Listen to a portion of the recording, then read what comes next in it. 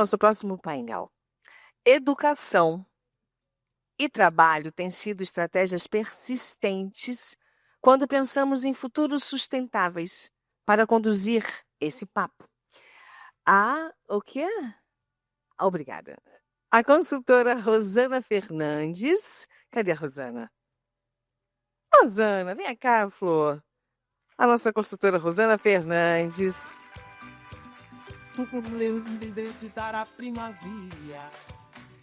Rosana vai receber o superintendente executivo do Instituto Unibanco, Ricardo Henriques.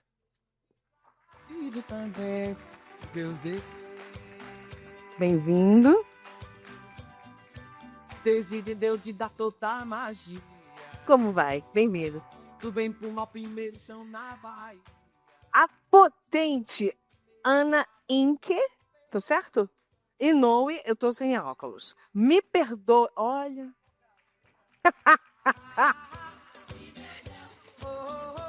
É? Entendi. Desculpe, Ana.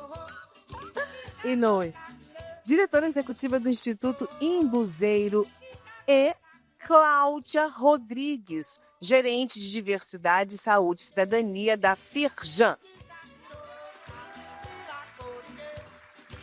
Olha, não sei se acho que essa conversa promete.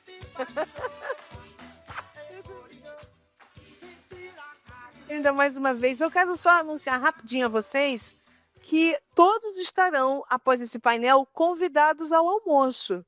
Teremos um almoço ali fora muito delicioso, então todos estamos convidados. E queria pedir mais uma gentilezazinha, que, por favor, coloquem o celular no silencioso.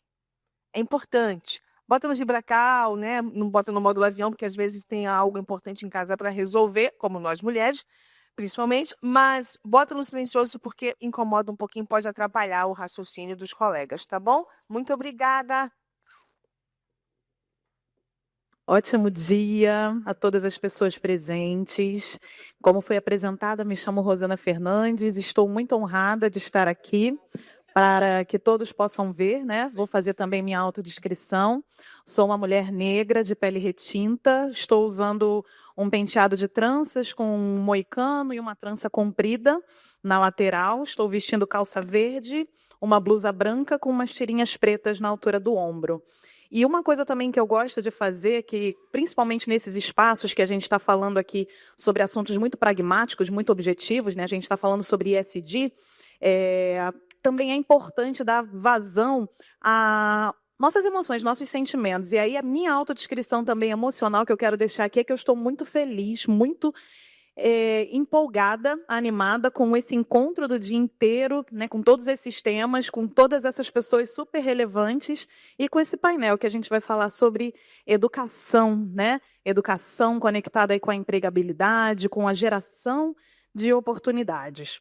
Nesse primeiro momento, antes de puxar já aqui os nossos convidados, que tem muita coisa riquíssima para compartilhar conosco, eu quero trazer aqui um dado, né, que, de acordo com uma divulgação recente da PNAD contínua, a educação, quando a gente vem falando sobre ensino médio, ela tem tido alguns avanços, o que é bom e prova que a gente está no caminho certo, né? Momentos como esse, o trabalho, a atuação do pacto e o compromisso intencional de todas as empresas do meio corporativo está fazendo também sentido e refletindo na sociedade. Mas, apesar disso, nos últimos 10 anos, de 2015 a 2025, esse avanço ainda vem sendo insuficiente, né? A gente subiu de 54,5% para 74,3% a taxa de conclusão, mas as pessoas mais pobres e pretas, né, pessoas negras, seguem aí com uma defasagem em comparação com as pessoas mais ricas de 33,8%. Né? Então, ainda existe uma distância muito grande. E um outro fator também muito importante de se olhar é que a idade, a faixa etária, que antigamente tinha uma média melhor, né, para jovens concluintes aí do ensino médio na faixa dos 16 anos, essa idade ela vem se postergando. E por que falar sobre isso? A gente vai falar sobre educação, mercado de trabalho, e a gente sabe que a qualificação profissional ela é fundamental para que a gente consiga desenvolver os profissionais do futuro, ter mão de obra de qualidade e também construir o progresso, né, do nosso país. E aí, falando sobre isso, sobre dados e como que isso se conecta com a nossa realidade aqui, ESG, com a realidade do mundo corporativo, eu quero começar chamando o Ricardo para falar com a gente. Ricardo também é um dos fundadores, né, do Pacto. E aí eu gostaria de saber de ti, Ricardo, como que você entende, explicar um pouco, né, para que todo mundo possa começar da mesma página, sobre os indicadores do protocolo do Pacto, né, como que isso vem ajudando também nesses avanços que a gente vem refletindo nas empresas nacionalmente. Bem, primeiro, um prazer estar aqui. Muito obrigado pelo convite. Perto, é uma honra ser do Conselho do Pacto. Uma audiodescrição: sou um homem branco, careca, de barba grisalha, vestido de azul, calça azul, blusa azul. Eu não sei que cor é essa coisa aqui, mas. Hã? Rosadinho, rosadinho, segunda ano e noite. A camisa. É, Bem, uma coisa que eu acho que é importante, se todos não sabem, mas assim, um dos esforços, na tua pergunta, mais relevante e consistente do pacto foi fazer um esforço de criar um indicador que fosse capaz de traduzir a aderência ou não das empresas a uma estratégia específica de inclusão para a população afrodescendente.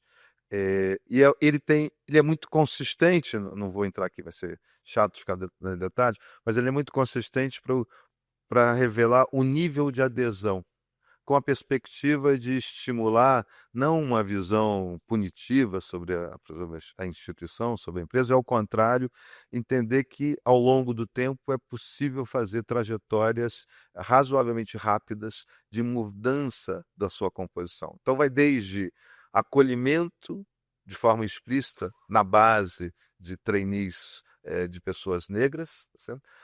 Passando por estratégias de ação afirmativa explícitas, o índice, né, ele vai fazendo uma gradação das empresas, até a recomposição específica dentro das posições de gerência, do executivo ou do conselho, que tenham pessoas negras. Então você consegue ver o momento da história que aquela empresa está, quando ela faz a adesão, e na sequência acompanhar ao longo dos anos como é que ela se move dentro desse gradiente de maior adesão específica a estratégias afirmativas que tornem a agenda mais contemporânea. Os dados óbvios é que, do ponto de vista do acesso, a maioria das empresas que aderiram já tem estruturas adequadas ou cada vez mais próximas do perfil demográfico da população, mas quando a gente olha para as posições decisórias, a gente vê que, e aí o Brasil como um todo, não só as empresas que já aderiram, nos cargos de gerentes a gente tem 26% de negros, né? Nos cargos executivos a gente está falando em torno de 13%, e nos cargos de conselho a gente está falando de 6%. Tá? Evidentemente muito aquém do que a gente gostaria. E quando a gente vai para mulheres negras, que foi dito aqui especificamente, né, desde o início do seminário, nos cargos gerenciais a gente só tem 9%, e nos cargos executivos, né, de alta gerência, acima da alta gerência, a gente só tem 3,5% de mulheres negras. Então, o último dado, quando a gente olha qualquer relação, não só da posição, mas da remuneração, aí dados mais da estatística do IBGE, a qualificação igual em posições iguais, ambos com ensino médio ou ensino superior completo, mulheres negras têm remuneração muito abaixo do que mulheres e homens negros, e significativamente abaixo do que homens brancos. A condições absolutamente iguais. Então é evidente, né, só como a gente está discutindo que há um traço estrutural de preconceito dentro do processo de inserção e permanência no mercado de trabalho, punitivo sobre negros e sobrepunitivo sobre mulheres negras. Né? Agora, a grande questão do pacto é que ele permite você ter uma fotografia e, sobretudo, projetar um filme que permita ver esse grau de adesão crescente a estratégias consistentes de ação afirmativas adequadas ao nosso desafio mais contemporâneo.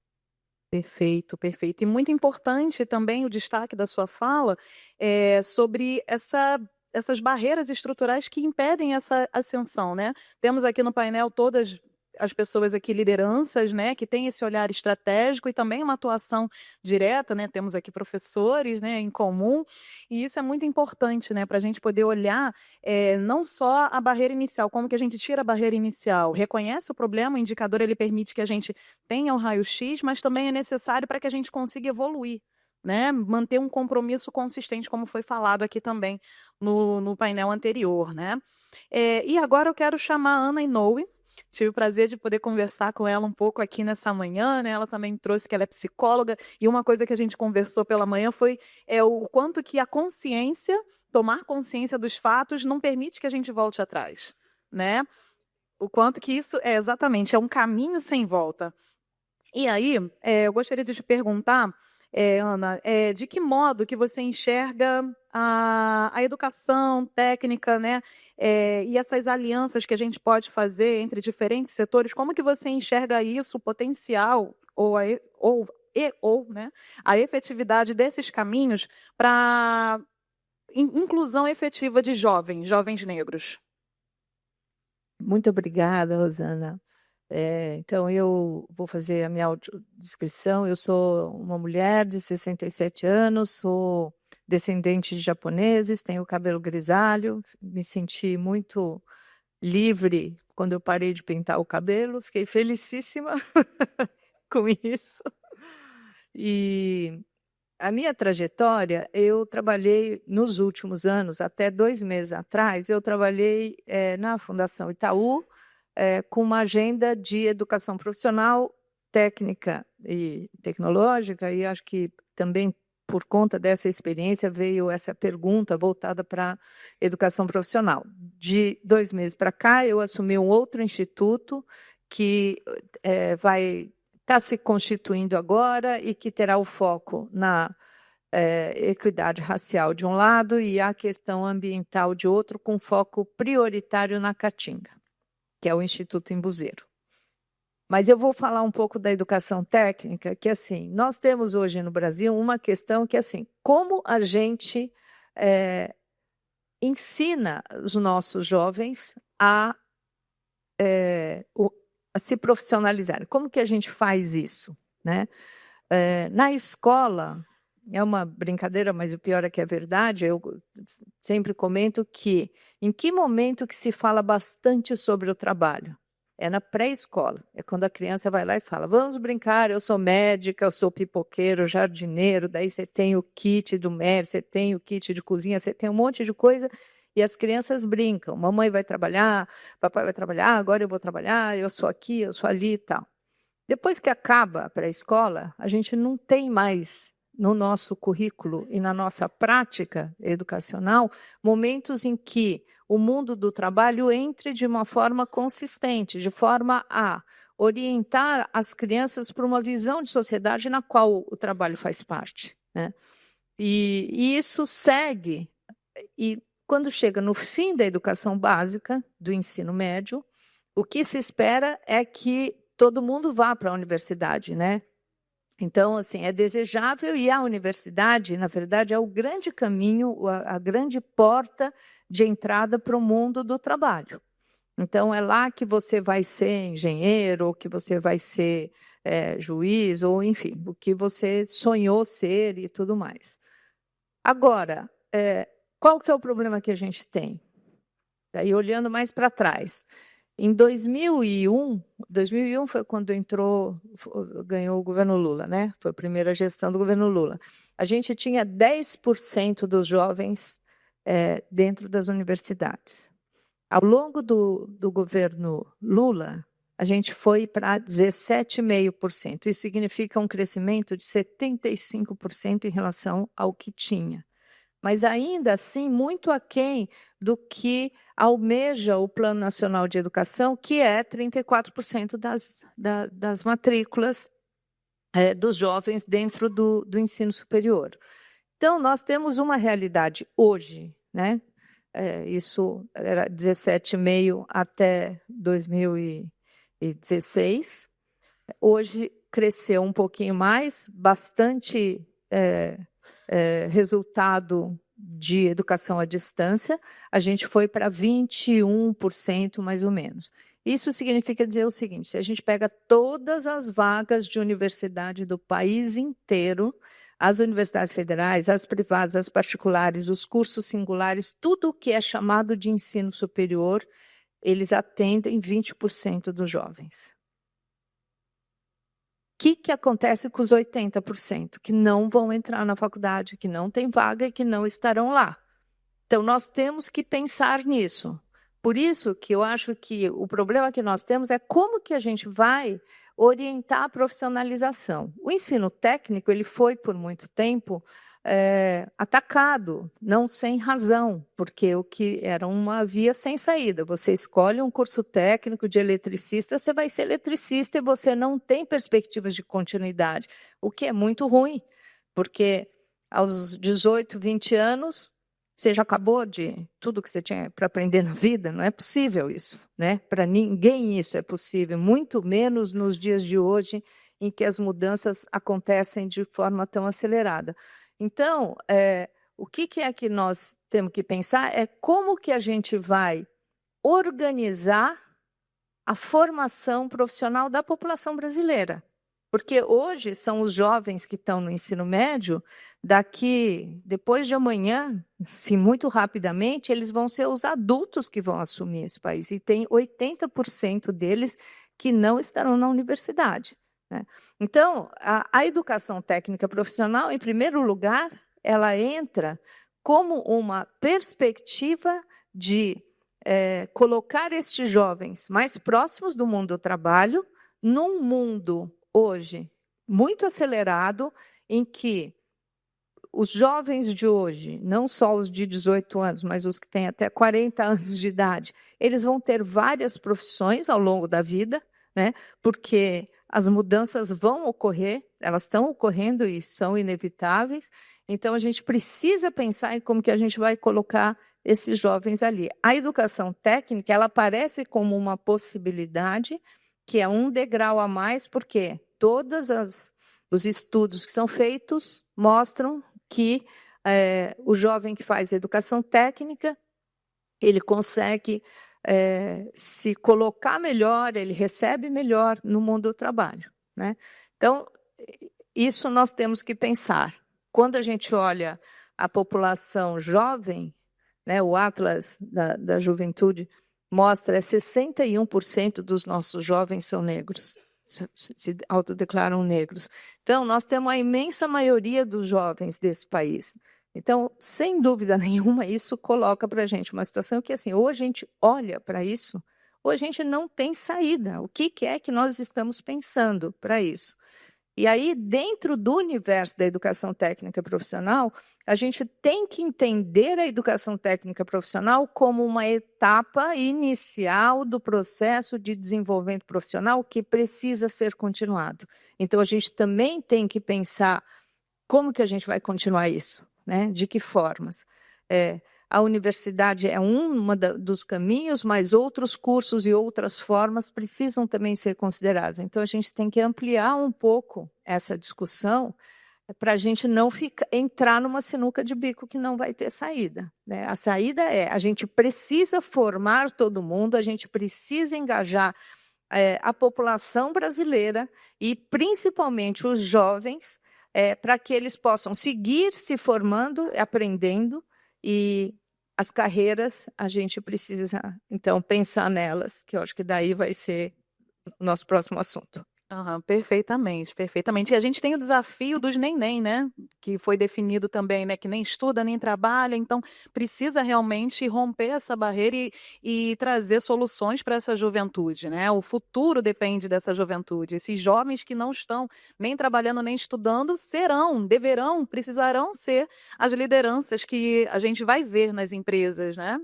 Posso só fazer claro. parênteses?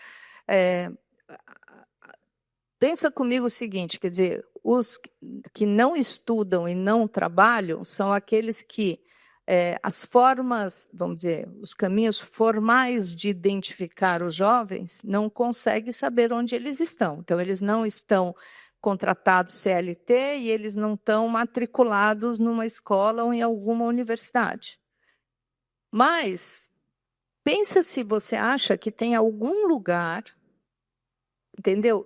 Em que um jovem de 18, 19 anos senta em casa e fica lá sentado, e a mãe, o pai, a avó, padrasto e tal, fala, não, tudo bem, você pode aí ficar aí sem fazer nada. Isso não existe. Então, o que eu quero dizer é o seguinte, todos eles trabalham. Todos eles levam dinheiro para casa, de um jeito ou de outro. A gente só não sabe como. Formal ou informalmente. Isso. Então, não é que Meios eles legais ou não misturam em legais. trabalho. Eles estão fazendo coisas, só que a gente não está conseguindo identificar, entendeu? Capturar esse dado. Perfeitamente, né? E precisamos dados, proposição, intencionalidade, né? E ação efetiva. E agora eu quero aproveitar, a gente falou aqui um pouco sobre a trajetória de cada um, e a Cláudia, né? Ela tem uma experiência que eu gosto muito, quero muito destacar aqui, como mentora de talentos negros, né? Acho isso fundamental, porque a gente está falando sobre formação, mas existe a diferenciação na forma como os grupos étnicos, né, as pessoas negras, também se veem dentro dessas oportunidades, dentro do mercado de trabalho como um todo, né? E parte do seu trabalho também envolve essa criação de experiências ligadas à ancestralidade e desenvolvimento humano, exatamente.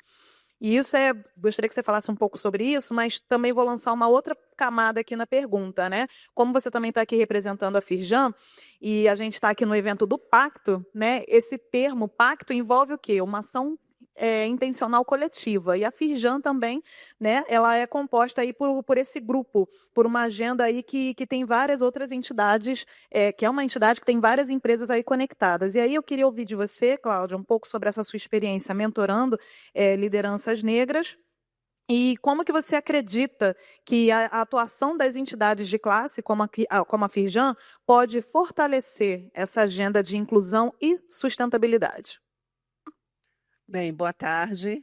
Esse painel que antecede o almoço, ele é desafiador, né? Porque você vê que as pessoas já estão ali, né, inquietas nas cadeiras, né? Então, assim, primeiramente, obrigada pela atenção de vocês. Eu costumo dizer que esse é o recurso, né, que a gente mais disputa na atualidade, que é a atenção das pessoas. Então, obrigada. Começando aqui fazendo a minha autodescrição, eu sou uma mulher negra, né, uma mulher preta, ou seja, de pele retinta. Eu tenho 1,65 m. Peso ali por volta de uns 75 quilos. Tenho 54 anos, tenho os cabelos cacheados, um pouco mais claro na ponta, e hoje eu estou vestida uma blusa verde, que eu adoro, e uma calça cinza e uma sandália ali, cor de couro. Bem, você fez algumas perguntas, Rosana, que eu teria que levar mais tempo para responder. Eu vou tentar fazer aqui, né, um resumo importante para vocês. Primeira coisa que eu queria trazer nesse painel é que eu tenho certeza que todas as pessoas que estão aqui e aquelas que irão chegar ainda para compor, né, o espaço do horário da tarde, já com certeza ouviram muitas das coisas que a gente traz aqui nesses painéis, em termos de dados, né, de métricas, de informações, de indignações, porque, né, de uma certa forma, com o tempo, a gente vai ficando indignado de ouvir os mesmos números e as mesmas realidades. A Miriam Leitão abriu o dia de hoje falando que, em 1950, Abdias já estava falando de ações afirmativas.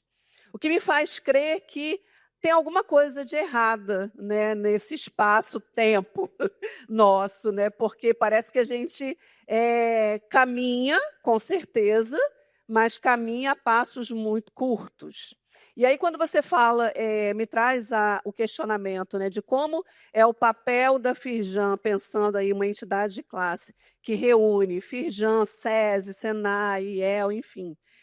Eu entendo que é um grande catalisador, porque, na verdade, quando a gente fala das indústrias do Estado do Rio de Janeiro, e a federação ela está representando exatamente, né, esse espaço, a gente está falando que aquilo que se coloca como verdade, como meta, como planejamento estratégico, ganha uma escala quando a gente fala de Firjan, né?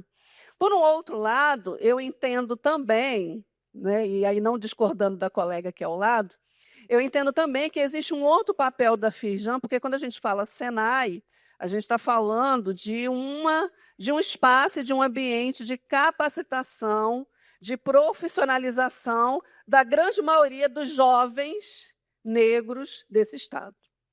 E aí eu me lembro, olhando para uma colega que está sentada ali, Mariana, eu me lembro de um projeto que nós estávamos juntas em Itaguaí, e a gente estava ali, né, numa fase final desse projeto, e ali na fase final do projeto a gente estava trazendo dicas e orientações, e isso já se conecta com, né, a minha outra atuação como mentora de profissionais negros. E a gente estava ali falando, né, de currículo, a gente estava falando de LinkedIn, a gente estava falando, né, de como se portar numa entrevista de trabalho, já que a gente está falando de um espaço que é extremamente concorrido. E ali a gente se deparava com situações muito básicas, né, desses alunos. E a situação básica era: eu não tenho dinheiro da passagem para voltar no dia seguinte. E isso implica dizer que esse jovem vai evadir em algum momento. E os nossos projetos, e aí, né, fazendo uma alusão aqui, uma colega também de trabalho, Eliane Damasceno, que hoje gerencia a área de responsabilidade social da Firjan, grande parte dos nossos projetos sociais entendeu que a grande dificuldade desse jovem que quer, né, sair do nem-nem, né, desse espaço, é justamente a questão básica. Se eu falo de questões de mobilidade, de transporte, eu falo também de uma questão que também afeta as nossas meninas jovens, que é a gravidez, né, precoce. Muitas delas saem desse espaço de capacitação, de educação, para cuidarem dos seus filhos ou dos seus irmãos mais novos. Então, a gente está falando de uma dimensão de problema que é muito maior, né? Então, assim, a gente tem que falar, talvez tenha que voltar para a nossa base e identificar todas essas dificuldades e o quanto que nós podemos agir. Porque eu comecei a minha fala dizendo o seguinte: grande parte de vocês que estão aqui vão ouvir, já ouviram, coisas que vocês sabem. Então, o que está faltando? Talvez está faltando de nós mais ação. E não só ações intencionais. Eu costumo dizer que, quando eu era consultora de diversidade, e eu ia nas empresas apresentar diversidade lá em 2020, 2021, eu falava o seguinte: diversidade é estratégia de negócio. Se a gente não entender que estratégia de negócio significa impacto financeiro, dinheiro nos nossos bolsos, a gente não vai sensibilizar as grandes, né, mentes desse país quando a gente fala, por exemplo, de investimento em educação para jovens negros.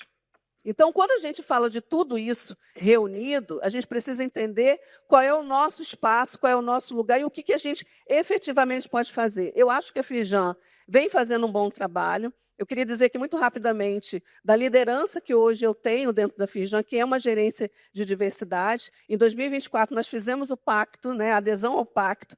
A gente já tem inúmeras ações relacionadas à inclusão, porque quando a gente fala de recorte social, não é só o recorte racial, a gente fala de recorte de pessoa com deficiência, a gente fala do recorte de etarismo, por exemplo, que é uma grande questão que já a gente vai precisar discutir muito seriamente. Hoje eu tenho áreas, por exemplo, na Firjan, que tem 4 gerações trabalhando juntas.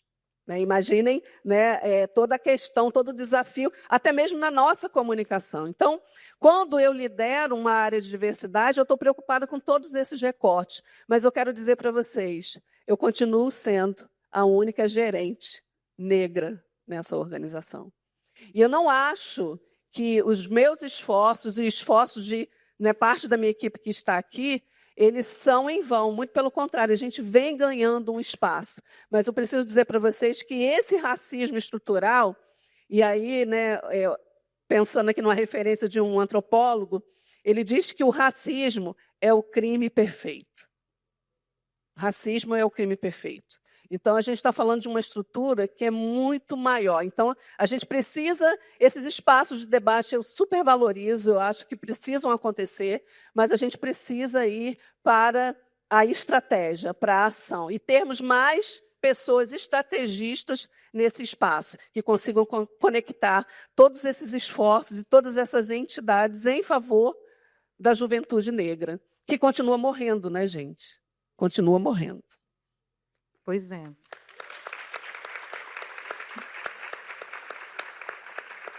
Obrigada pela sua fala, Cláudia. E eu acho muito relevante esse peso que você traz, mas não no peso no sentido negativo, mas no peso no sentido da relevância, da importância que é a gente ter um olhar mais especializado, né? Especializado de olhar com atenção, de olhar com cuidado, de criar soluções e caminhos que a gente possa acompanhar com indicadores sim, mas também possa humanizar a forma como vai tratar esse jovem, né? Pensar em ações intencionais, em projetos, mas que olhem para essa questão, né? Como que eu garanto ali o engajamento, a manutenção, evito que aquele jovem evada do processo, do projeto, né? Para que, de fato, essas mudanças sejam consistentes e a gente não acabe jogando, como culturalmente acaba acontecendo, a responsabilidade na culpa do próprio jovem. Ah, não quer, não vai fazer, né? Não está interessado. Quando a gente fala de etarismo, existe muito esse dilema, né? Geração Z, que não quer e tudo mais, mas ao mesmo tempo tem muitos que estão criando coisas surpreendentes. E é a questão da oportunidade, né? De expansão de horizontes.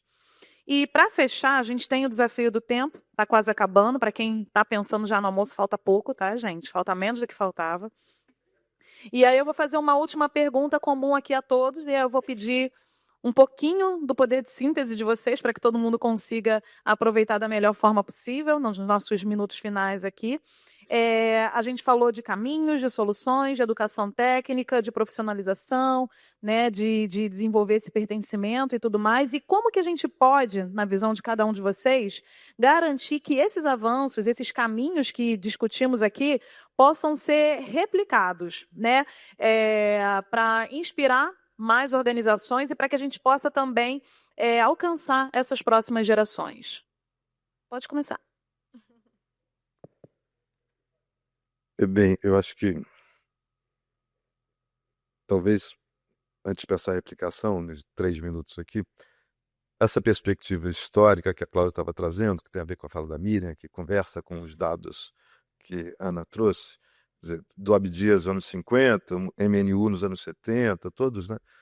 Vânia, fomos colegas na Conferência de Durban, tem artigos dos anos 90, final dos anos 90, falando todos os dados de desigualdade entre brancos, negros, pretos e pardos, são vastos em todos os domínios, então a gente tem apropriação disso, né?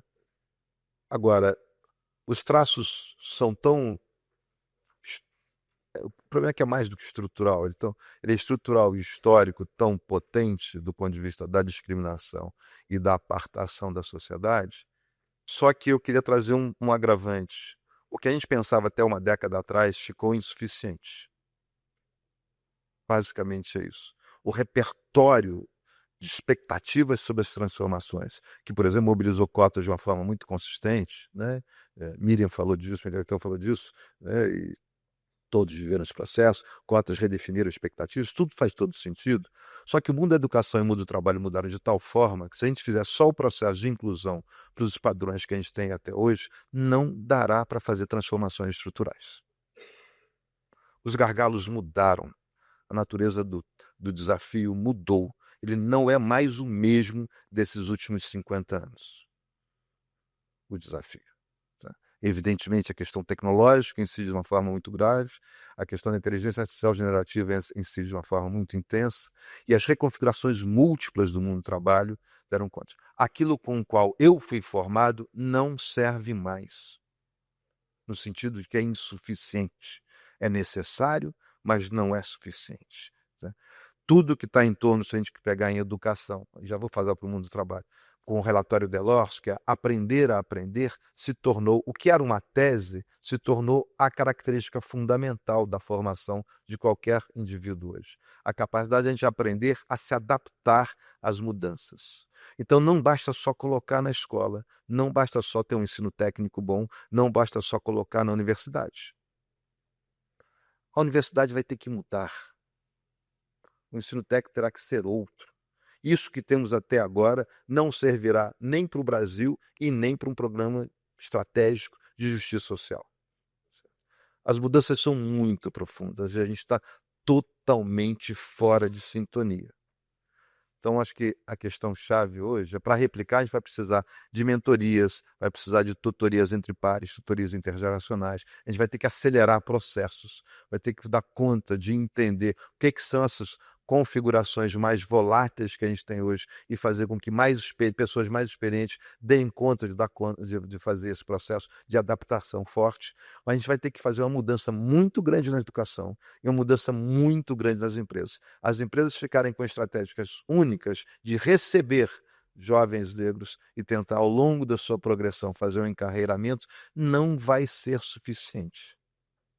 Tá certo? Então, basicamente, eu só queria que eu concluo aqui. Tem muita coisa escalável, mas o escalável nos colocará num patamar aquém do que a gente pretende. E se a gente pensar o país, tudo indica que a gente está disputando ser líder da segunda Liga das Nações e não da primeira Liga, nem participar da primeira Liga.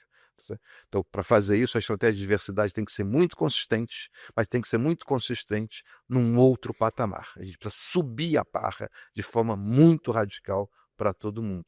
E isso talvez seja o único caminho para a gente poder estar esperando participar da primeira Liga das Nações. E não faremos isso sem estratégia de ação afirmativa consistente, sem incluir a população negra, mas será necessário fazer isso, só que num outro patamar.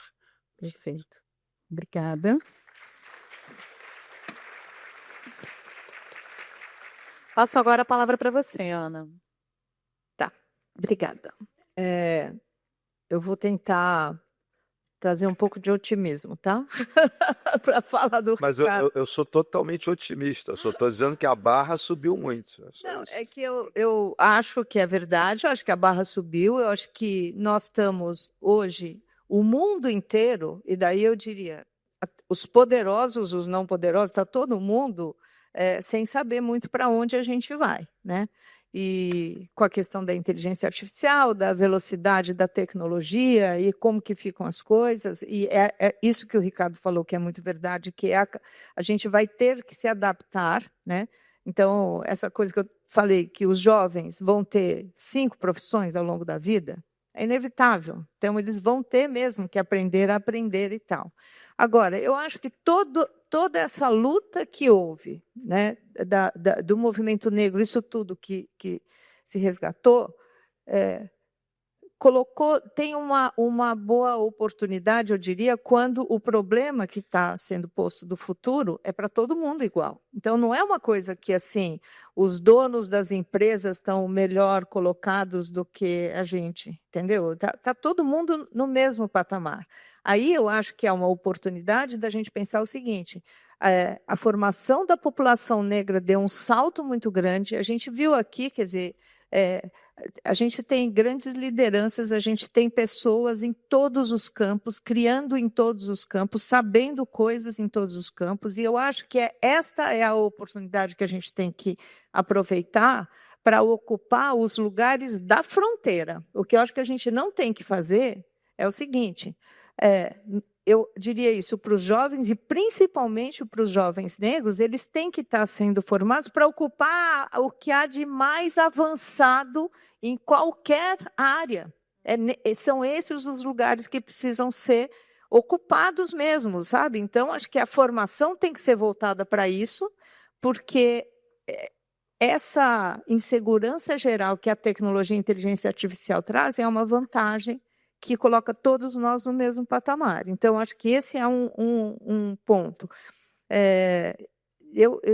Eu acho que, assim, ainda estamos aqui, né, que foi a fala da Miriam Leitão hoje de manhã, mas muito mais poderosos e muito mais potentes. Então, tem que aproveitar esta condição, tem que aproveitar, olha, tudo que aconteceu hoje aqui nesse palco é de uma potência muito grande, está cheio de gente sabida, entendeu? Assim, que tem mais é que, então, aproveitar essas pessoas para a gente olhar para os jovens. O que eu acho que a gente tem que fazer, igualmente, é olhar para os jovens sabendo que são eles que vão puxar essa próxima onda, entendeu? E daí a gente tem mesmo que colocar eles nessa fronteira, no que existe de mais avançado.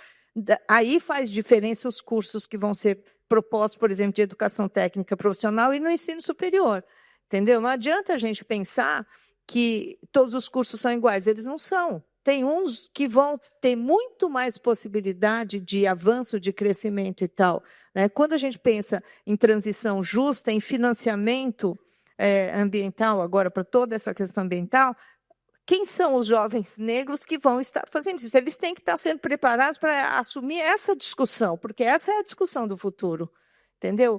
E onde eles estão? Eles estão nessa discussão. Se eles não tiverem, eles têm que trajar nisso. É isso que eu acho que a gente tem que trazer e falar. E daí a outra coisa é que eu acho que os dados, todos os dados, as evidências são importantes, né? E eu acho que daí a Vânia está aqui, ela é do Cedra e tem o lequinho que todo mundo recebeu lá com os dados do Cedra, que eu acho que são super relevantes, mas é para a gente criar evidência para essa potência da mudança, entendeu? Então, acho que isso é... E depois a última coisa só que eu queria falar é que eu ouvi uma fala muito bonita da Thaís Araújo outro dia, que ela falou que ela fica nervosa quando ela entra no palco sempre, né? Que toda vez que ela vai entrar para falar de alguma coisa, ela fica nervosa até hoje, sendo quem ela é, né? E que ela fala que toda vez que ela vai entrar, ela pensa em todo mundo que veio antes dela. E que daí ela entra fortalecida, porque daí ela está entrando com todo mundo que veio antes dela e que é só por isso que ela está podendo ocupar esse lugar. Então, acho que é isso que a gente tem que passar para os jovens negros, entendeu? Sabe, assim, olha quanta gente importante que veio antes e que abriu esse caminho, e honrar esse caminho é ocupar este lugar na ponta, os lugares de poder, enfim. E a gente tem que, então, se dedicar a essa formação. Maravilha, muito obrigada, Ana. E para fechar, né, essa rodada final, te passo a palavra, Cláudia. Que quero começar a falar que o painel já está vermelho, tá, gente? Só para vocês saberem. Bem, assim, é a culpa do Ricardo. Bem, eu concordo com os meus colegas, né, com o Ricardo, com a Ana. Eu acho que existe um imperativo que ele é de urgência, de mudança em relação a N coisas. É só a gente parar para pensar que os nossos bancos das universidades continuam com os mesmos currículos de 1930. Né? Então, a gente leva 5 anos, né, 4 anos para formar os nossos profissionais e a gente vê que existe uma necessidade e uma urgência de formação, enfim, mas principalmente de coerência.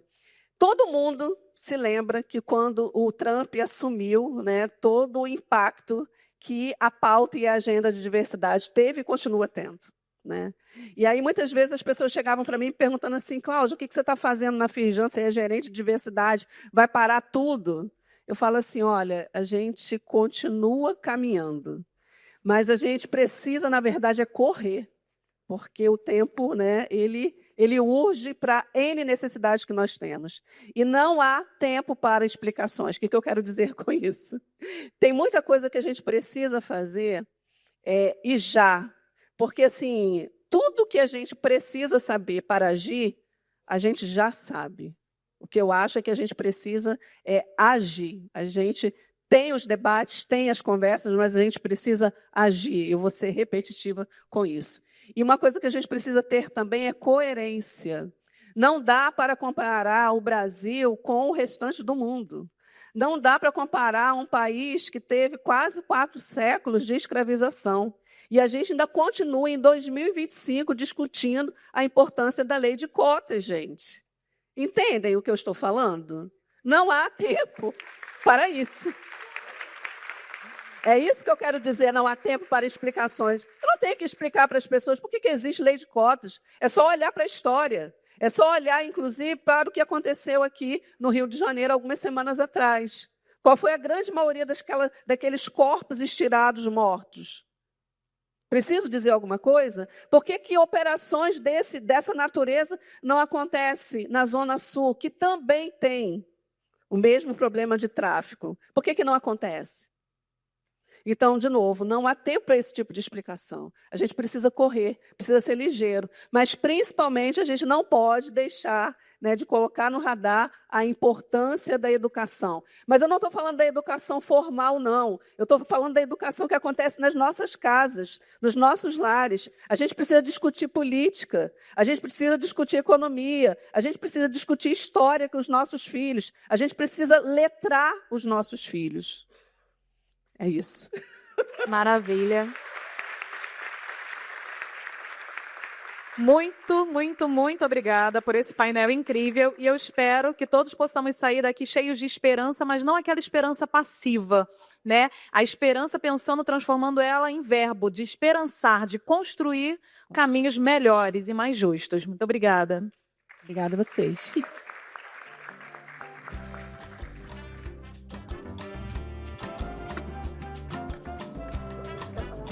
Oi.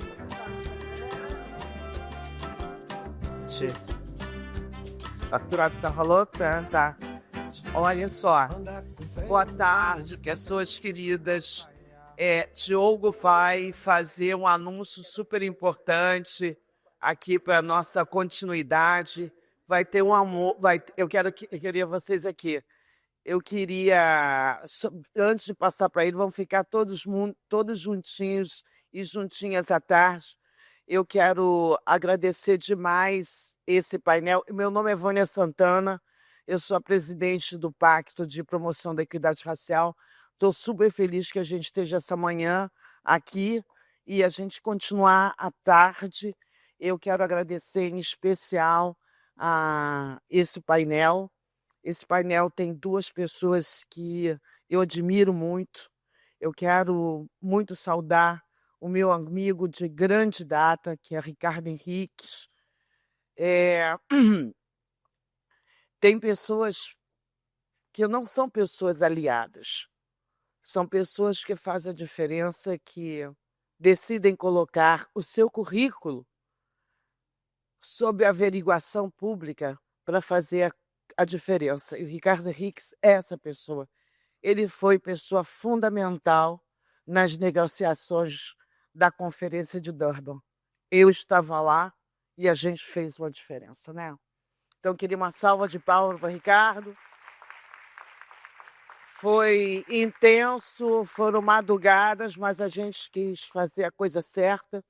E a outra coisa, Cláudia, muito obrigada. Eu posso imaginar o que é seu lugar solitário na Firjan. Eu fui coordenadora do Programa de Diversidade da Petrobras durante 10 anos. E eu sei exatamente o que eu fiz lá. Agora, tem uma coisa. A responsabilidade tem que ser compartilhada. Eu não vou fazer isso sozinha. Eu não sou dona da empresa. Então, eu não quero convencer ninguém. Se quiserem fazer, bem. Mas aí que está a história. A gente precisa se proteger. Mas foi um prazer ter com você. Foi ótimo ter passado o horário do almoço com você também. E quero dar o meu grande abraço à minha amiga Anne Nui. Eu não estaria aqui no Pacto se não fosse ela. É verdade. É verdade, foi ela que me convidou para estar aqui nessa turma. Não é verdade, Giba? Mas eu quero dizer para vocês que ela é uma grande companheira nossa e da questão da educação, como Eduardo, como Ricardo. E eu quero dizer uma coisa para vocês, que é muito importante para as amigas da L'Oréal, na minha opinião. Eu não tinha essa percepção da educação técnica. Foi a Ana que me convenceu sobre que existia alguma coisa no meio do caminho. E vou dizer para todas nós, mulheres negras, as dúvidas são para a gente mergulhar sobre elas. Então, eu penso que a diferença de um momento como esse aqui hoje é ter pessoas tão incríveis, diversas, falando para uma população e uma plateia negra. É por isso que o Pacto existe. É para vocês, é para a gente tirar essas dúvidas. Muito obrigada e bora almoçar junto.